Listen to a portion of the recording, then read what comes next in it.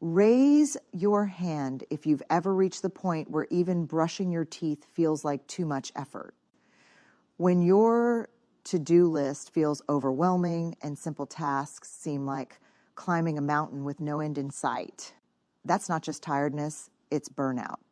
And burnout isn't just working too hard, it's emotional, mental, and physical depletion that leaves you feeling like a hollow version of yourself. We often tell ourselves, just push through.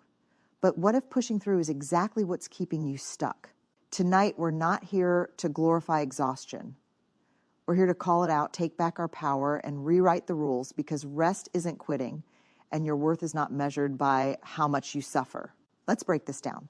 If you felt burnout, here are 10 hard-hitting truths you need to hear, because the way out starts with understanding what's really happening. Burnout isn't weakness. It's a warning sign. Burnout doesn't mean you're weak. It's your body signaling that something needs to change.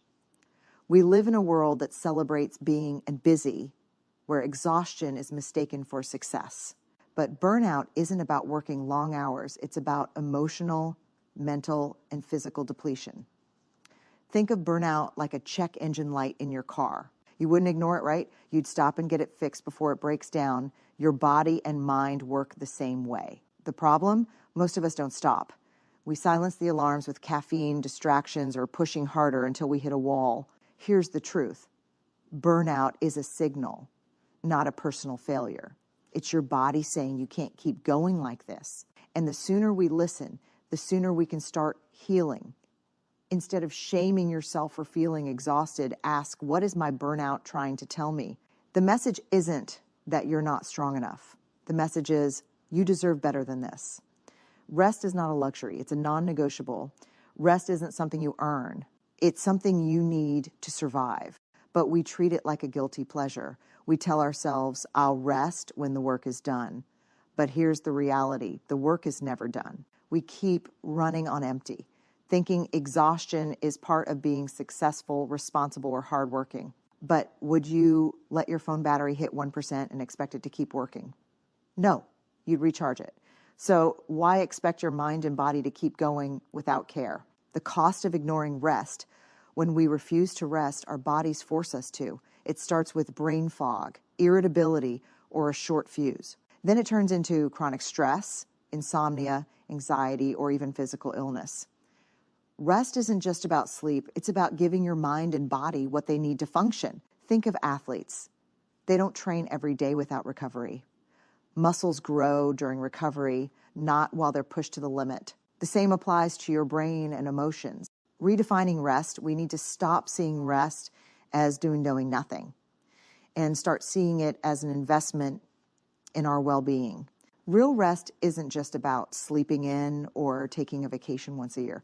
It's about daily intentional choices to refill your energy. Rest can look like setting boundaries and stepping away from work, doing something that brings you joy, not for productivity, but because it makes you feel alive, giving yourself permission to slow down without guilt, unplugging from screens to let your mind breathe. Rest isn't a luxury, it's fuel. If you don't take it willingly, your body will take it for you. Hustle culture is lying to you. We've been sold a dangerous idea. If you're not grinding, you're falling behind. Hustle culture says that sleep is for the weak, success comes only to those who sacrifice everything, and burnout is the price of ambition. But think about it. Who's actually winning in this system? If working yourself to exhaustion led to happiness, peace, and fulfillment, wouldn't we all be thriving by now? The toxic lies of hustle culture. Hustle culture makes overwork seem like a badge of honor. It tells us, sleep when you're dead. If you really cared, you'd work harder and grind now, enjoy later. But here's the truth. There's no later if you burn out before you get there. Hustle culture operates on fear. The fear that stopping means losing everything. But the truth is, rest doesn't kill ambition, it sustains it. Why hustling harder won't fix it? When do you do your best thinking?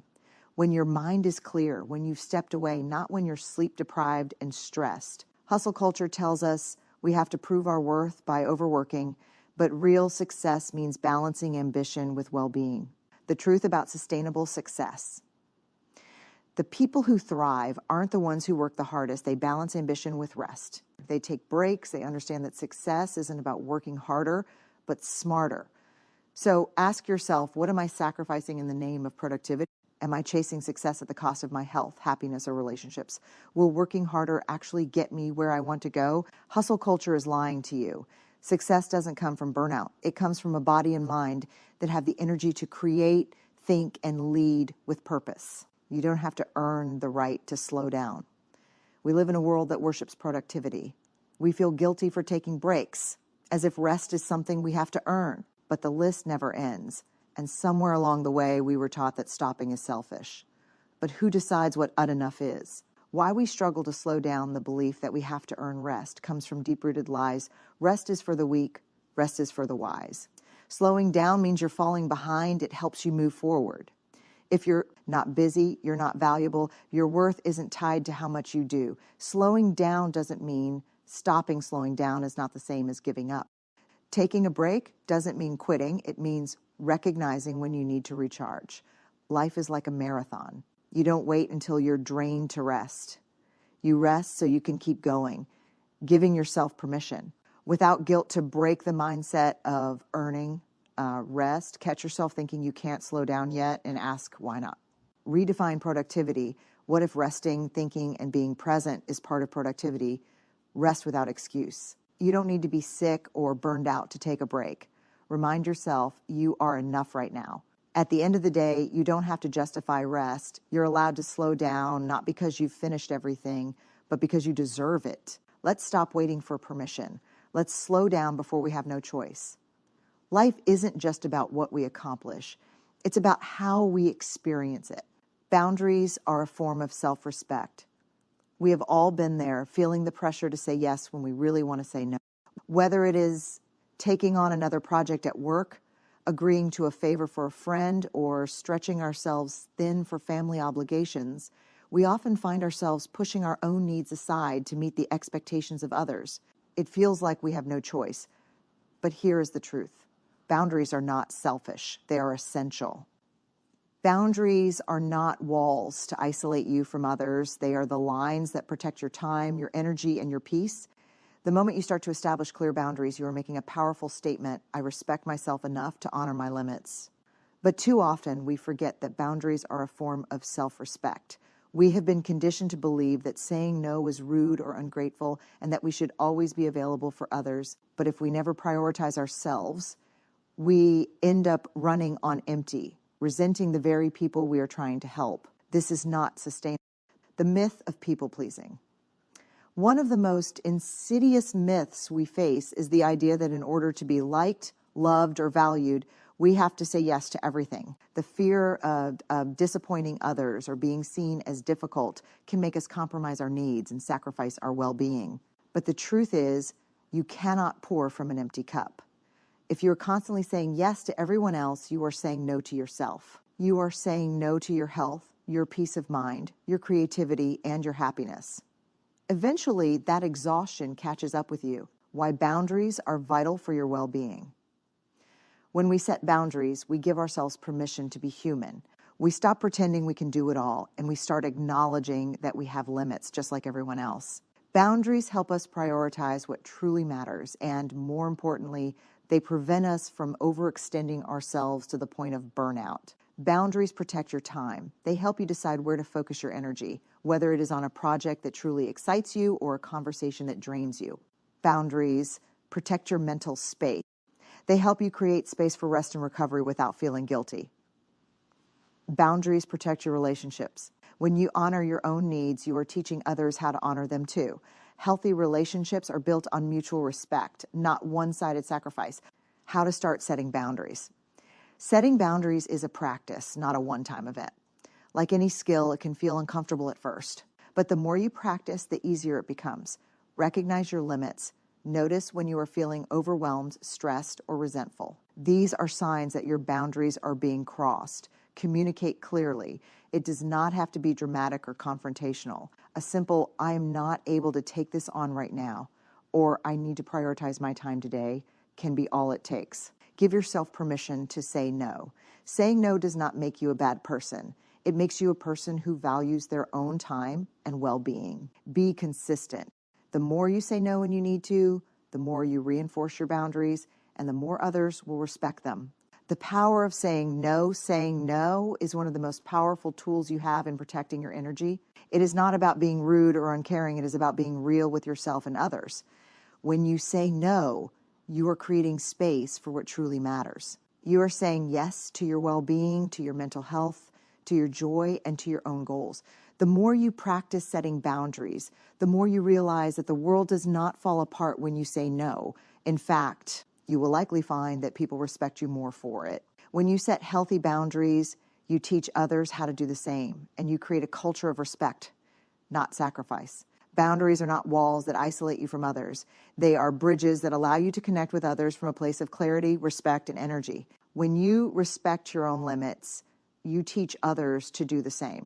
And when you show yourself the love and care you deserve, you create space for deeper, more authentic connections. So let us stop viewing boundaries as something we have to justify. Boundaries are a powerful act of self-respect. You are worthy of the time, space, and peace you need to thrive. And when you honor that, everyone around you benefits. Your worth is not measured by your productivity. We have been conditioned to equate our value with what we produce. Think about it. A young age, we are told that success is about doing, about grades, achievements, promotions, and checking off every task on our list. We are trained to believe that if we are not actively producing something, we are not earning our place in the world. But here's a radical idea. Your worth is not tied to your productivity. Imagine for a moment that all your work, every late night, every sacrifice, every ounce of effort did not determine your value. What would happen if we stopped measuring our worth by the number of hours we work or the number of tasks we complete?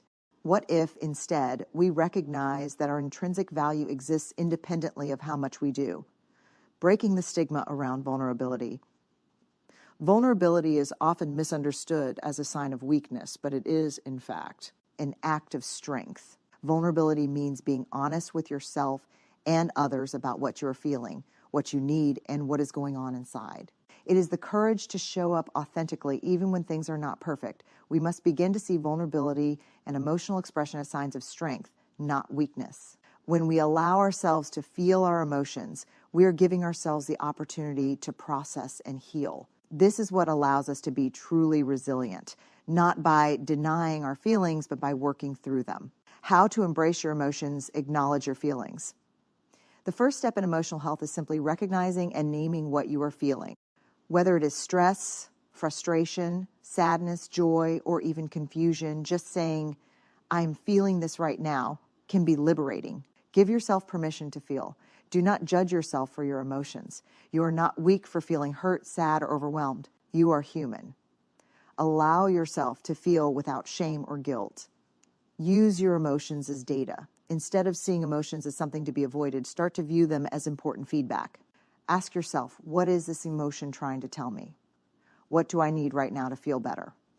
Practice self-compassion. When we feel emotions, especially painful ones, we often turn against ourselves with criticism.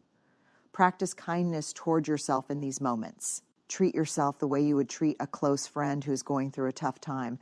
Express yourself. Whether it is talking to someone you trust, journaling, or even engaging in creative outlets like art or music, finding healthy ways to express your emotions is crucial for emotional well-being. The power of emotional acceptance. What if we stopped viewing emotions as something to be fixed or managed and instead viewed them as powerful allies on our journey to self-discovery and growth? What if, instead of resisting our feelings, we embrace them, knowing that they are part of what makes us whole? Your emotions are not your enemy. They are a source of strength, insight, and self-awareness. By honoring your emotions, you open the door to deeper understanding, more genuine connections, and a healthier, more authentic life. So the next time you feel overwhelmed, frustrated, or sad, remember, feel your feelings, own your emotions, and let them guide you toward a more whole, balanced, and compassionate version of yourself. It's okay to ask for help. You don't have to do it all alone. In our fast-paced, independent-driven culture, there is an overwhelming belief that we should handle everything ourselves. We're taught from an early age that being self-sufficient is a virtue, that if we ask for help, we're weak or incapable. We pride ourselves on being strong and resourceful, but too often this mindset leads us to silently struggle, quietly burn out, and suffer in isolation. But here's the truth. Asking for help is a sign of strength, not weakness. Think about it. No one is expected to carry the weight of the world alone, not even superheroes. We were not made to go through life in isolation. Humans are wired for connection and support. We thrive when we share our burdens, collaborate with others, and allow ourselves to lean on people we trust. Yet, time and time again, we put pressure on ourselves to be self-sufficient, and in doing so, we create unnecessary stress and feelings of inadequacy. It's as if we've forgotten that asking for help is not a failure. It's an invitation for support, understanding, and growth. The illusion of doing it all. There's this pervasive belief that we must juggle every task, be on top of every responsibility, and do it all with a smile. We see others around us seemingly managing it effortlessly, so we convince ourselves that we should too. But in reality, trying to do it all is an illusion. It's an unsustainable myth that only leads to burnout and mental fatigue. When we try to be everything to everyone and handle every problem ourselves, we not only wear ourselves thin, but we also risk neglecting our own mental and emotional needs. We aren't robots, and no matter how strong or capable we are still human, flawed, imperfect, and in need of help sometimes. By refusing to ask for help, we often find ourselves stuck in a cycle of exhaustion and frustration, believing we're somehow failing if we need assistance. But the reality is, asking for help is one of the most empowering acts we can make. The power of vulnerability in asking for help. Asking for help requires vulnerability, and vulnerability is a cornerstone of true strength. It takes courage to admit we don't have it all together, that we need support, or that we can't handle something alone. Yet when we allow ourselves to be vulnerable and open about our needs, we invite others to show up for us in ways that can make all the difference. Let's reframe vulnerability for a moment. It's not a sign of weakness, but rather a recognition that we are worthy of connection and care. By asking for help, we create opportunities for deeper relationships and authentic connections. When we give ourselves permission to lean on others, we foster a sense of community. We remind ourselves that we're not alone in our struggles and that reaching out is part of what makes us stronger, not weaker. The benefits of asking for help. You don't have to carry the burden alone. When you allow others to support you, you share the weight of your challenges. This lightens your emotional load and gives you space to breathe. You gain perspective. Sometimes when we're caught up in our own struggles, it's difficult to see things clearly. Asking for help brings fresh perspectives, advice, and solutions you might not have considered on your own. You build stronger connections. Vulnerability breeds connection. By opening up and asking for help, you strengthen the bonds you have with others. It invites empathy and compassion, and when we experience these emotions, we feel seen, heard, and understood. You prevent burnout. The more you try to do alone, the more likely you are to burn out. Asking for help allows you to avoid overloading yourself and provides opportunities to recharge and take care of your mental health. Overcoming the fear of asking for help. We all know the feelings of fear and shame that can come with asking for help. What if they say no? What if I'm burdening them? What if they think I'm weak or incapable? These thoughts are normal, but they are also rooted in the fear of vulnerability. And here's the truth. No one is going to think less of you for asking for help. In fact, people are often honored that you trust them enough to reach out. Here are some tips to help overcome the fear of asking for help. Shift your mindset. Understand that asking for help isn't a sign of failure or weakness. It's an acknowledgement of your humanity and an invitation for others to show up for you. Start small. If asking for help feels intimidating, begin with small requests. Ask for a bit of advice, a listening ear, or assistance with a small task. Know your worth. Remind yourself that your needs are valid. You are worthy of help and support, and it doesn't make you any less capable or strong to ask for it. Ask the right people. Not everyone may be able to help in the way you need, and that's okay. Ask for support from people you trust, who are emotionally available, and who have the capacity to assist without judgment. Be specific. When you ask for help, be clear about what you need. The ultimate truth, no one is meant to do it alone. We all have moments where we need help. Whether it's a tough project at work, navigating a personal crisis, or just getting through the day. It's important to remember that asking for help is not a reflection of your worth or ability. It's a recognition that we are social beings wired for connection and interdependence. No one is meant to carry the weight of the world alone. By reaching out and accepting help, you allow others to be there for you, and you give yourself permission to rest, recharge, and reset. So the next time you feel overwhelmed or exhausted, remember, asking for help is an act of strength, not weakness. You are worthy of support, and by embracing that truth, you make room for growth, connection, and healing. Rest and recovery are not luxuries. They are essentials for well-being. In today's world, rest is often viewed as a luxury or an afterthought. We are surrounded by the hustle culture that glorifies constant action, nonstop productivity, and the idea that more is better. The message we often hear is that the busier we are, the more valuable we are, and the more we accomplish, the more deserving we are of recognition. But what if I told you that rest and recovery are not luxuries? They are essential for your health and well-being. It is easy to get caught up in the relentless cycle of work, responsibilities, and commitments. We push ourselves to the limit, convinced that we can sleep when we are dead. But here's the harsh truth. Without adequate rest, we are operating on empty. Mental, emotional, and physical exhaustion accumulate, and eventually our performance, creativity, and overall well-being begin to suffer. The impact of burnout and chronic overwork. We have all heard the term burnout, but do we truly understand what it means? Burnout is not just feeling tired or stressed. It is a state of emotional, mental, and physical exhaustion caused by prolonged and overwhelming stress. It can lead to a complete depletion of energy, creativity, and motivation. When we neglect rest and recovery, we enter a vicious cycle where our bodies and minds become depleted, or we work harder, yet accomplish less. We feel drained, but keep pushing forward, thinking we can power through. Eventually, this takes a serious toll. Here are some of the consequences of chronic overwork and neglecting rest. Decreased performance. Ironically, the more we push ourselves without rest, the less effective we become. Our productivity suffers. Our ability to think clearly diminishes, and our creativity takes a back seat. Emotional burnout, constantly being on without time for emotional recovery, can lead to irritability, mood swings, and feelings of detachment. We become numb to our own feelings and the emotions of others.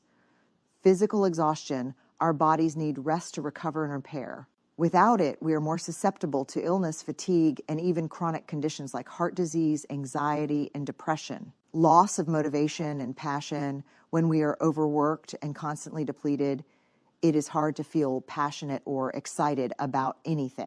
The drive that once fueled us begins to fade, leaving us feeling stuck, uninterested, and disengaged from what once brought us joy. Rest is a form of self-respect. Rest and recovery are not selfish. They are necessary acts of self-respect. When we refuse to take breaks or allow ourselves time to recharge, we are sending a message to ourselves that our well-being is not important. We are, in essence, saying that we are not worthy of the time and care it takes to restore our energy. But here's the thing, you cannot pour from an empty cup. If we do not prioritize rest, we burn out and have less to give to the world, our families, our work, and ourselves. Taking time to rest is not an indulgence. It is an investment in our future selves. Imagine a car running without fuel. It might go for a while, but eventually it will stall, break down, and be unable to function. Our minds and bodies are no different. Without regular breaks, sleep, and time to recover, we cannot function at our full potential. The different types of rest you need rest comes in many forms. And it is essential to understand that it is not just about taking a nap or getting a good night's sleep. Rest and recovery are holistic, meaning they should address all aspects of your well-being, mental, emotional, and physical. Physical rest, this includes sleep, but it also encompasses giving your body the physical downtime it needs throughout the day. For example, stretching, taking breaks during long work sessions, or practicing mindful breathing to release physical tension. Mental rest, mental exhaustion happens when we push our minds without giving them time to reset. This type of rest could involve stepping away from work or technology, engaging in mindfulness, or doing something that allows your mind to unwind, like reading a book, going for a walk, or practicing meditation. Emotional rest. Emotional exhaustion is often the result of carrying the weight of your own or others' emotions without space to process or release them. Emotional rest requires letting go of the pressure to always be strong and allowing yourself to feel, grieve, or express emotions in a healthy way. It might involve journaling, talking to a trusted friend, or simply taking time for self-care activities that nurture your emotional health. Social rest, sometimes we become emotionally and mentally drained by being on around others all the time. Social rest is about creating boundaries in your relationships, recognizing when you need time alone to recharge, or when you need to reduce social interactions to preserve your energy. Spiritual rest, this type of rest involves reconnecting with your sense of purpose, values, or a higher power. Spiritual rest might come from time in nature, prayer, reflection, or activities that remind you of your deeper connection to yourself or the universe. Why rest is so important for mental health. Rest is absolutely vital for mental health. When we are consistently working without proper recovery, we set ourselves up for stress, anxiety, depression, and other mental health challenges. Rest and recovery give us the space to heal, process our emotions, and strengthen our resilience. Here's how rest contributes to mental well-being. Improves emotional regulation. When well rested, we are better able to manage stress and regulate our emotions. We can think more clearly, make better decisions, and respond thoughtfully to challenging situations instead of reacting impulsively. Boosts creativity and problem solving. Rest allows our brains to reset and rejuvenate, which enhances our ability to think creatively and solve problems. When we are constantly on the go, our brains do not have the chance to form new connections or find innovative solutions. Reduces anxiety and stress. Consistent rest lowers cortisol levels, the stress hormone, helping to reduce feelings of anxiety and tension. It also gives us the opportunity to reconnect with ourselves and gain perspective on the challenges we face. Strengthens resilience. Rest allows us to bounce back from adversity. It renews our energy, refreshes our mindset, and prepares us for the next challenge. Without it, we lose our ability to cope with stress and are more likely to experience burnout. The ultimate truth, rest is a necessity, not a reward. Rest is not something you earn after working hard. It is a fundamental part of maintaining your health, creativity, and mental clarity. Without proper rest and recovery, you risk burning out, losing motivation, and deteriorating physically, mentally, and emotionally. So stop seeing rest as a luxury or a reward for hard work. It is essential for your well-being, and it must be prioritized if you want to continue thriving. If you want to be truly effective, balanced, and healthy, make rest and recovery a non-negotiable part of your routine. It is not only about avoiding burnout, it is about creating a life that allows you to thrive, not just survive. Embrace imperfection. Perfectionism is a trap in a world that constantly promotes achievement, success, and flawless performance. It's easy to fall into the trap of perfectionism. We set unrealistically high standards for ourselves, believing that only if we are perfect, we will be worthy of love, success, or respect. But perfectionism is a lie. It's an illusion that steals our peace, fuels our anxiety, and leaves us feeling like we're never enough. But what if we stopped chasing perfection and embraced our imperfections instead? What if we allowed ourselves to make mistakes, experience failure, and still find value in who we are? The perfectionism. Myth perfectionism is often praised as a virtue in our society. We're told that perfection is the ultimate goal, that it's the key to success and happiness. We are led to believe that only by being flawless can we reach our full potential. But in reality, perfectionism is not a road to success. It's a path to exhaustion, anxiety, and dissatisfaction. Perfectionism doesn't motivate us to do better. It paralyzes us with fear of making mistakes. Instead of inspiring us to be our best selves, it keeps us stuck in a cycle of self-doubt and never-ending striving. The pursuit of perfection is not about doing our best. It's about avoiding failure at all costs. It's driven by fear, shame, and the belief that anything less than perfect is unacceptable. The consequences of perfectionism. The pressure to be perfect doesn't just affect our work. It seeps into our relationships, our self-worth, and our overall well-being. Here's how perfectionism can harm us. Increased anxiety and stress. The constant pressure to meet impossible standards leads to chronic stress and anxiety. We worry about every decision, every word, and every action, fearing that any mistake will be catastrophic. This creates a constant state of tension, making it hard to relax or enjoy life. Fear of failure, perfectionists often avoid taking risks because they fear failure. This fear keeps them from trying new things or stepping outside their comfort zones. As a result, they miss out on valuable opportunities for growth, creativity, and personal development. Procrastination, the fear of making mistakes, can cause perfectionists to procrastinate. If they don't think they can do something perfectly, they delay it or avoid it altogether. This leads to missed deadlines, unfinished projects, and a constant cycle of self-blame, low self-esteem. Perfectionists often struggle with feelings of inadequacy because they can never meet their own impossible standards. Even when they accomplish something impressive, they still feel like they haven't done enough. This leads to chronic dissatisfaction and low self-worth. Strained relationships, perfectionism doesn't just impact our relationship with ourselves, it affects how we interact with others. We may impose high expectations on those around us, leading to frustration, disappointment, and conflict. Additionally, we may avoid asking for help or sharing our vulnerabilities because we fear being judged or criticized. The trap of all or nothing thinking. One of the key characteristics of perfectionism is all or nothing thinking, the belief that if something is not perfect, it is a complete failure. This mindset doesn't allow for nuance or flexibility. If we make one mistake, we believe the entire endeavor is ruined. If we don't perform flawlessly, we feel worthless or incompetent. But here's the thing, perfection doesn't exist. It's an ideal that we can never fully attain. Life is messy, unpredictable, and imperfect by nature, and trying to control every aspect of it leads to frustration and burnout. Instead of chasing perfection, we need to embrace the beauty of imperfection, the messiness, the flaws, and the mistakes that make us human. The power of imperfection. When we release the need for perfection, we free ourselves from the grip of anxiety, stress, and shame. Embracing imperfection is about accepting ourselves as we are, flaws, mistakes, and all. It's about showing ourselves grace and compassion even when we fall short of our expectations. Here's why embracing imperfection is so powerful: freedom to grow. When we accept that we don't have to be perfect, we give ourselves the freedom to grow, learn, and improve. We can try new things without fear of failure, knowing that mistakes are part of the journey. Increased resilience, embracing imperfection builds resilience. We learn to bounce back from setbacks, adjust our expectations, and keep moving forward.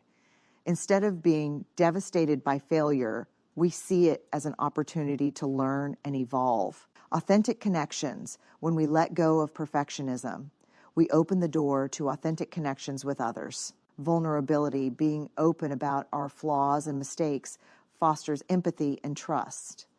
People appreciate us for who we are, not for our ability to be flawless. Greater self-acceptance, embracing imperfection leads to greater self-acceptance. We stop beating ourselves up for every mistake and start treating ourselves with kindness. We recognize that we are worthy of love and respect even when we aren't perfect. Joy in the journey. Perfectionism often keeps us focused on the end goal, on what we need to achieve or accomplish. But life is about the journey, not the destination.